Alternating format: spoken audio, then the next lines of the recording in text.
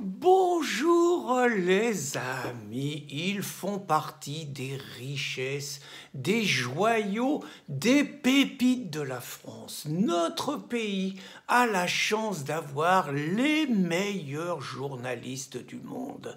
Je le dis sans hésiter, nous avons la chance de compter des Jean-Michel Apathy, des Claude Askolovitch, des Christophe Bardier, des Yann Barthès, des Jean-Jacques Bourdin, des Sophie Lapix, des Laurent Neumann, des Brunet, des Pujadas, des Domenach, des Duhamel, qui est pourtant plus de la première jeunesse, des Ruquier, des Cohen, des Gisbert, des Laurence Ferrari, des Apolline de Malherbe, des Gilles Boulot, des Renaud Dely, des Laurent Geoffrin, même s'il s'est lancé dans la politique, il demeure un journaliste, des Edoui Plenel, des Pascal Praud. Vous savez pourquoi on a la chance d'avoir des journalistes pareils? D'abord parce qu'ils sont tellement bons que c'est la France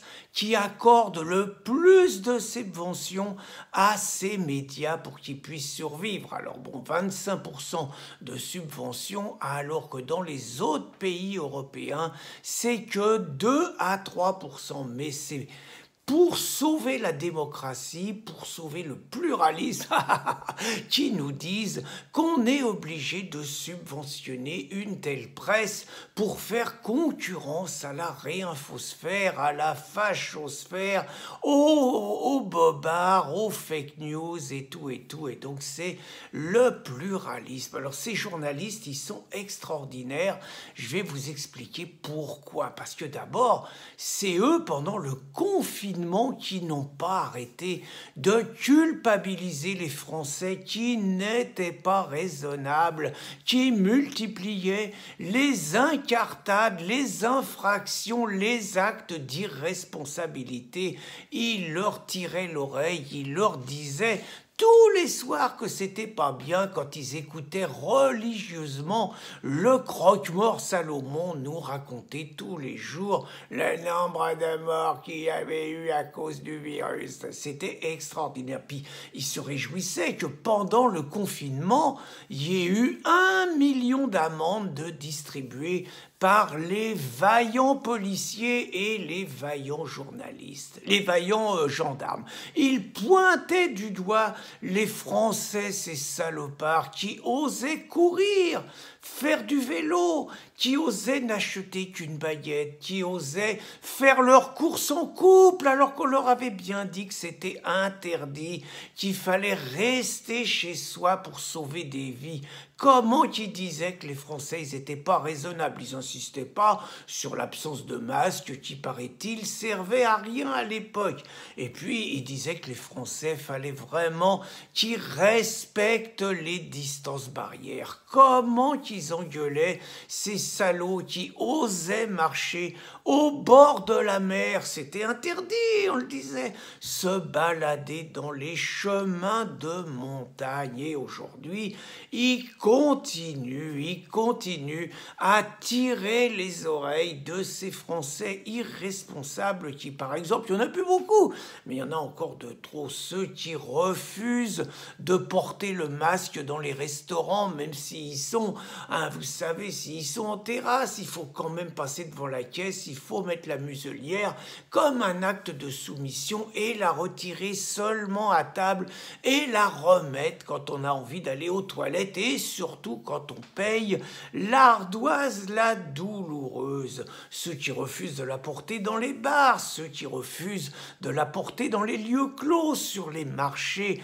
dans les entreprises le 1er septembre prochain et dans les écoles, là, les journalistes, ces journalistes que je vous ai cités, ils vont être vigilants, ils vont être quelque part des forces d'appoint, des gendarmes et des policiers pour faire attention si les Français, ils ont bien pris la mesure de la situation. Puis ça leur pose aucun problème, ils sont contents quand ils voient en finale de la Coupe d'Europe les Français, donc les joueurs, les remplaçants, qui, sur le banc de touche ou dans les tribunes, ont la muselière et dès qu'ils sortent du terrain, qui mettent la muselière. L'arbitre, avec son panneau pour montrer les remplacements, il a la muselière. Et j'ai vu hier encore deux choses absolument extraordinaires. J'ai vu un tournoi de pétanque à Bastia, canicule et tout, pendant 2 jours, les joueurs de pétanque, ils ont joué avec la muselière et les spectateurs qui étaient là, ils étaient obligés d'avoir la muselière, c'était en plein air, mais les gendarmes et les policiers y veillaient, ils avaient signé, les clubs avaient signé un protocole, il fallait les porter. Et puis surtout, très important, j'ai vu les supporters du Paris SG hier, ils étaient déçus, ils étaient frustrés, ils auraient tant voulu que le club si français du Paris Saint-Germain gagne la Coupe d'Europe. Alors, ils ont pas les codes, ils se sont mal exprimés.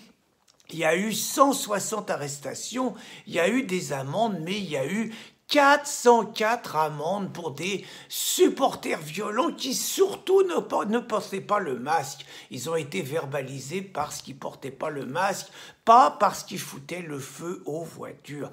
Et donc, ce qui est extraordinaire, c'est que ces journalistes qui passent leur journée depuis 6 mois à faire la leçon aux mauvais citoyens français, avec un certain résultat, parce que la soumission des Français, c'est quand même leurs œuvres, on a des journalistes, je vous parlais de Duhamel, 80 ans et tout, on a des journalistes indestructibles. Peut-être a-t-on des journalistes vaccinés. Toujours est-il que depuis 6 mois, il n'y a eu aucune zone de Covid, aucun aucun foyer, je ne sais plus le nom en anglais, vous voyez, aucun foyer qui s'est déclaré sur un plateau de radio ou de télévision, ce qui montre vraiment que nos journalistes, ils sentaient de faire un estomac en béton, à moins qu'on ne se foute ouvertement de la gueule des Français. Bonne journée les amis.